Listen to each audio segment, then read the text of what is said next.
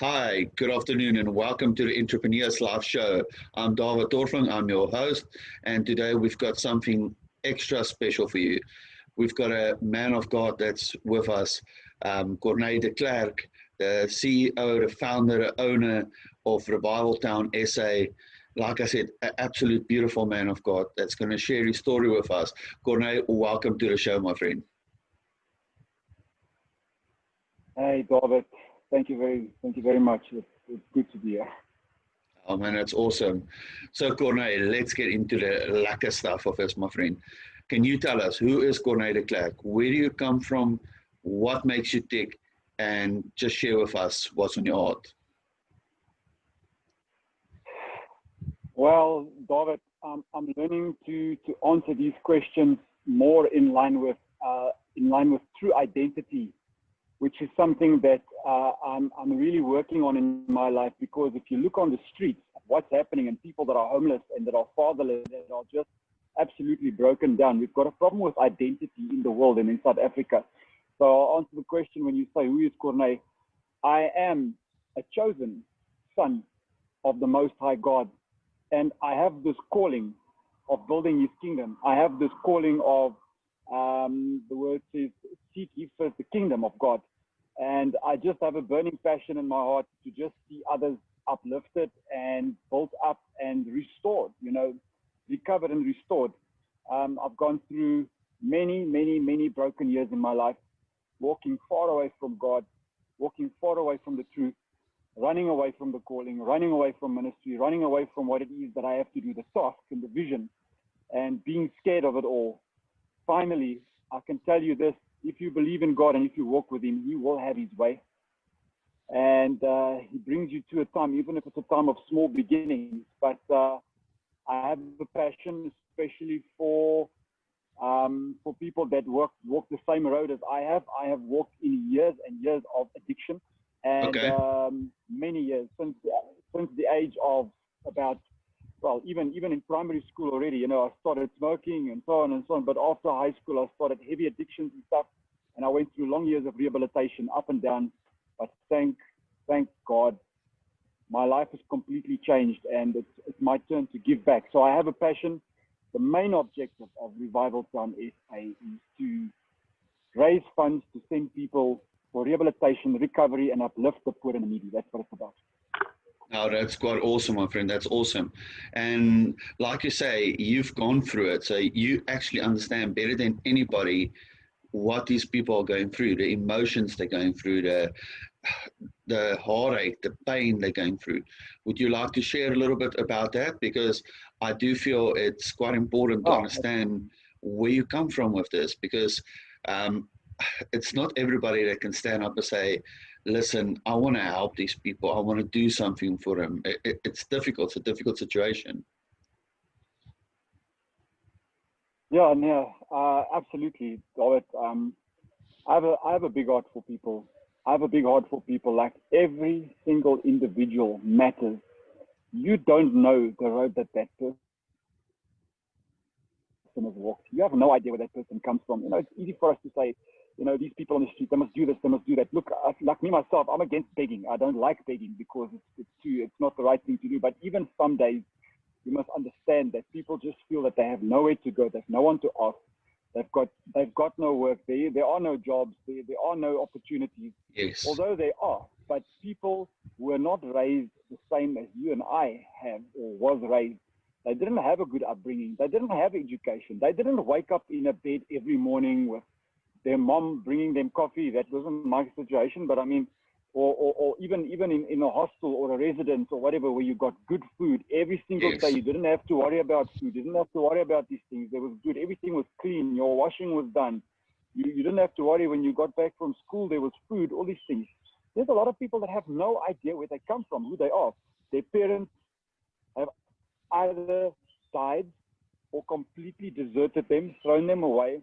Some of them were severely beaten for years on end, to the point where they were beaten to a pulp, and they just didn't know who they was. Some people just didn't get any food. They were neglected. Some people didn't get any care. Some were raped over and over again, repeatedly.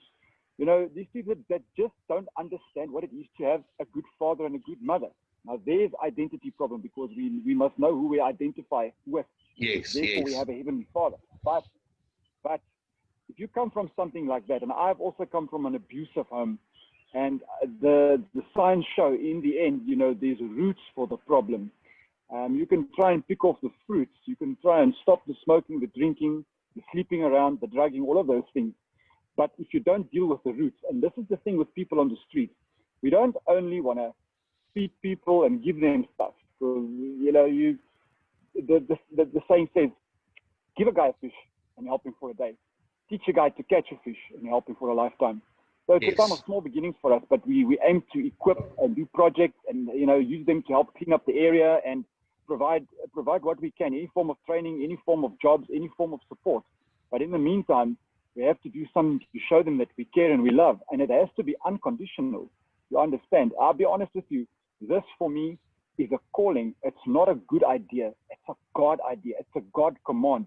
He took me through years of slavery and all of these things that he didn't necessarily choose for me. I chose it for myself. I walked away, and I was broken inside because of severe violence in the house. Or I won't say severe. There was a lot of violence and alcohol addiction and, you know, marriages broken up and violence and stuff like that. And it affected me from a young age. I was sent to boarding school from a very young age, and it was very hard for me. It was emotionally absolutely draining. It was too much for me. And through all of that, the Lord has taken me through all these years, like they say, the wounded healer. And to be able to identify with people so that I can have his heart. He's using it for his good, because I cannot walk past one person that I have help for and that I have something to give, even if it's just a word of encouragement, even if it's just a prayer, because you don't know how close the next person, you just walk past them and you're still judging them, but you don't know whether they have made a decision that they're going to walk in front of the next car, or they're going to jump off the bridge, or they, you know, some people just feel they're just a number. But let me tell you something, every single soul is important. It has eternal purpose. The next person I help on the street would become the next prime minister or president. That's beautifully said. You know, I do agree with you. You know, the people on the street isn't there normally because they chose to be there. They are there because of a situation that's beyond their control, or something that happened in a childhood that we can't understand, and the pain they're going through. So, Corne, well done for that. That's amazing. Would you like to tell us a little bit about the projects that you do with him, or what you're planning to do with him? As I know, Revival Town is still quite new, if I can say it like that, even though it's been years in planning. But if you can share with us, you know, maybe a listener or somebody out there is listening today and it's on the heart to help you. Tell us, what do you need? What are you looking for? What are you trying to achieve? What projects do you want to get started for these people? Please share with us as much as possible. Okay, so I come from quite a background of primary care and rehabilitation starting in 2006, where I had to finally surrender and give up and say, get to the point. And listen, there's a reason I'm saying this. Finally, after years, getting to the point where I saw I was going down the drain. No matter how hard I tried with my own self-will, I couldn't fix the problem. And I cried out and I said, I need help. I need help. I need people to support me and guide me, lock me up in a place so that I can't go anywhere, and help me to the point where I say, listen, I feel like doing this or that. And they say, listen, you're not going anywhere today. Don't worry. We've got your back. This is the story. And someone had to pay for it, you know, and I was sponsored into that. And, but so out of that, out of about, if you accumulated about 3 years of long-term rehabilitation, what they call primary care, it was very hard. It was very hard. Sorry, just a moment.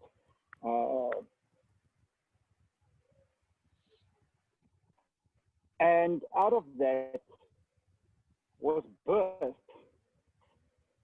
Out of that was birthed the vision and the passion to raise funds to help rehabilitate individuals, because after the last stretch that I did, 2 years in primary care, I've had, the Lord gave me a passion for helping people, because I saw how expensive it is. You know, some of the places where I was, where you really get help, you're looking at between 15 to 20,000 rand a month. Now, after in about after 3 years or so, you're looking at the right places from about you're looking at 5,000 rand, the best places in the country. But there's only selected places, and this is where I have the knowledge. This is where this is what I'm good at, because I know a lot of these places personally. I know the people that work there personally. I know about 7 to 8 places in South Africa where you can get the right kind of help, where you get boot camp, but you get good food and you get good care and you get the love of God. But you do get a lot of discipline. These are normally not state rehabs. These are private rehabs, and they range from the most hardcore, which is no work, from 5,000 rand, some of them 7,000 rand a month, some of them 12,000, 10,000 rand a month. You get Waynol, you get Healing Wings, which is between 15 to 20,000 rand a month. You have Serenity in Cape Province as well, which is very hardcore, but the right kind of stuff, also for about 20 grand a month. Then you get some of the newer institutions that's very, very well balanced. Olive Center, just outside of Joburg, it comes at about 10,000 rand a month. I know all of these people personally. I've got a panel of rehabilitation centers. You've got Anchor between Van der Belfast and Koppies. All of these guys, I was either with them in rehabilitation or I know the leadership of the rehabilitation. Yes. So I've got a panel of rehab standing ready and even ready to give discounts and so on. So the main objective for Revival Town is vision, is to raise funds to send addicted and broken down individuals, alcohol addiction, drug addiction, not even that, just behavior addiction and anything like that. We are the link. We are the link between the outside and the inside. It's called the inside. When you're in rehab, it's called the inside, and the outside is called anywhere on the outside. We are in the inside and the outside. And we aim to raise funds internationally. I've got a global vision, but we are starting just one step at a time, starting locally. So when we raise funds to approach big entities and big companies, we have our Section 18A in place. We are tax. We've got our tax certificate. Anyone that donates toward us can deduct their tax. Any big business, it's what they want to hear. All these things are in place. That's awesome. Not only that, but we deliver the service of organizing things, getting people into rehabilitation. We do, we even do where we can, we do intervention to help people, to counsel them, to get them into rehabilitation. But with that, we have to and we want to do local community upliftment, because we have to do this in order to show the big companies and the people out there, this is what our vision is, but this is what we are willing to do in the meantime with the little bit that we have. We are not standing around doing nothing. We are taking the little bit that we have. We are feeding people. We're counseling them. We are praying for them on the street, and we are making friends with them. And you must see how people's lives change. One prayer, one little plastic bowl of pop with nothing on it can change someone's life. One T-shirt, one pair of old shoes can change someone's life. Yeah, that's awesome, Corne. Now tell me something. If we've got people listening and watching today that want to donate clothes and shoes and those kind of things to you, is it possible that I can send it to you? Because I'm thinking we've got a wide audience. Somebody might listen and say, hey, listen, I've got old clothes or something like that I want to send to Corne. Are you willing to accept that? Is it something that you are open to? Absolutely, David. You know what? Just this morning, I was handing out, food parcels and just a couple of items of clothing. Just 4 T-shirts that someone came and donated just a week ago, and you can't understand what a joy it is for guys to receive that. And I would absolutely welcome any donations, any food, any clothing, any blankets, any bedding, anything like that, because. Okay, yes. So currently we are situated in Pretoria North, in Durangia, Wolmer area. But for anyone that wants to make contact, all the details will be provided, the email, my phone number, all the contact details are on our Facebook page, even our website, which is just under construction right now. But absolutely, we would love people to contact us, and if they're far away, if there's a way that they can send it, courier it. And I believe very soon, be moving around and to start working all over Pretoria and to start sending, sending the help all over the country.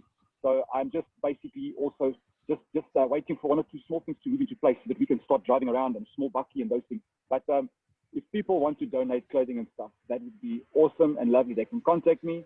My phone number is 067 072 22. And from Would there, you repeat it for us organize again, Corne? My phone number is 067 072 5622, or my email address, Corne, CORNE, at revivaltown.org.za. Okay, that's awesome, Corne. And tell me, just before we go, the things that you're looking for at the moment, is that your food stuff? Is that like canned foods, non-perishable items? You know, I'm thinking if companies want to send from all over South Africa, obviously we can't have ready-made meals and those kind of things. Is that also something you'll accept? Definitely, David. Yeah, canned food, perishables. I find a lot nowadays that there's a lot of companies who started making like special porridge meals or cereal meals with nutrition, vitamins, that kind of stuff.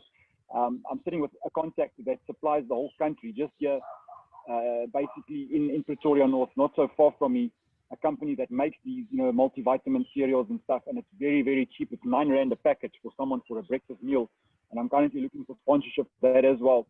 But David, yeah, definitely perishables, canned food, pap, rice, potatoes, those kind of, obviously potatoes are perishables, but that kind of stuff would be very, very much welcomed and appreciated, especially tinned food, the veggies, the baked beans, the bully beefs, and that kind of stuff that we make with the rice and the pap, because things that go a long way that I make currently now, I make it every day, you know, a big pot of pap and stuff like that. What we need is we need the sauces, the packets of sauces and soups and stuff to go with that, you know what I mean? To get the onions and the stuff and so on is not a massive problem, but to get the cans of food, the tins of food with the veggies and the bits of meat, and sometimes the whatever, you know, people can send, the bully or whatever, it goes a long way. It makes a huge difference for someone. I mean, it's nice to give someone, when they're hungry and they have nothing, to give them a bit of pap, but there's no milk and no sugar with it, and I eat it like that myself. Like, but when you have some sauce with it, at least with some flavoring that smells or tastes like meat, you must understand, we need meat. People on the street, the guys on the street, some of them walk far, they work hard, they sit in the sun, they need meat, you know. So even if it's meat, or if it's soya, or if it's bully beef or canned meat, they need some form of vegetables and meat. Everybody wants that, you know what I mean? Yes, so yes. That's the one thing. And then the things that I really welcome right now, that I need the most, is a gas canister container, a gas cylinder with you know, 2 pots, a big pot. I'm currently struggling with the little pot that I have. I can make only pop for 6 people at a time, so I'm looking for 2 big pots. Can be second-hand industrial pots, you know what I mean, like the big kitchen pots. That's the kind of stuff we're looking for. But anything that people are willing to send, they're welcome to. Just put it on email or phone me and say, listen, this is what now. Okay, that's awesome, Corne. So, listeners, what I want you to do is, if you feel it in your heart today and you're led by God to help Corne and Revival Town, I would like you to go out and send whatever you can. If it's clothing, if it's bedding, if it's anything that you can do, if it's food that you can send, if you got a spare bucket to send Corne, do so. Corne needs your help, because this is not something that he's doing for himself. Amen. He's doing this for people that really need it. And we need to remember, our situations in life can change just as quickly as these people on the street. People, you need to remember, everybody is a human being, and everybody deserves the support and help from the people that can help them. So let's open our hearts to Revival Town SA. Let's send them what we can send them. Corne shared his telephone number. I will make sure to get the contact details down here, and you will also see it in the post. Make sure you make contact with Corne. If you want to send money, if you want to send food, if you want to send clothes, if you want to send anything, send it to them. Help them. These people need our help. Corne, I want to thank you for being on the show with us today. It really means a lot to us to have people like you out there. It's not everybody that's able to do this. It's, I believe, it's specially selected people that's got a heart of gold, but also strong enough to handle these situations. So Corne, from myself and my team, we want to thank you for what you're doing for the people of South Africa. And we know soon it will be the people of the world. And we just want to say thank you. And we're looking forward to doing a next interview with you, where you're going to share the awesome news, how you've received the building to work from, how you've received the car that you needed, and all the food and everything that you needed. We know it's coming. We know it's going to be there. So Corne, thank you very much for being with us on the show today. Robert, thank you very much. Thanks for TE Magazine. Thanks for the support, the help. Thanks for the training on how to set up the platforms, the online presence, you know, Facebook, Instagram, LinkedIn, these things. It's making a difference, and it's helping us to appear professional and correct so that we can get the big proposals and sponsorships in, because the international recovery and rehabilitation placement in the world, that makes me very, very excited, because people must understand, sorry for the last word, but people must understand, when you help certain people, and I'm talking like myself, everybody has potential. You never know how much potential a person has. The next 5 people or 10 people that we send to rehab in the next year or 2 can become massive leaders in the industry and can lead many people to the Lord. They can become houses where they feed half the nation. So this is what we're aiming at. So thank you very much for the training, and thank you very much for all your support. TE Magazine is one of the biggest blessings I've had in my life for a very long time. Thank you for that. It's a pleasure, my friend. So listeners, this is Corne De Klerk, Revival Town SA. Go and support him. Go and find him on Facebook. Go and find him on social media. Contact Corne. Get in contact with him. Work with him. If you want to go and support him physically, go and support him physically. Do whatever you can. Let's all play our part. Remember, if we've got 1 million people sending 10 Rand each, we've got enough to change the world. Guys, we need to stand together. It's now more a time than ever that the world needs to stand together. Black, white, Indian, color, doesn't matter who you are. Stand together, be together.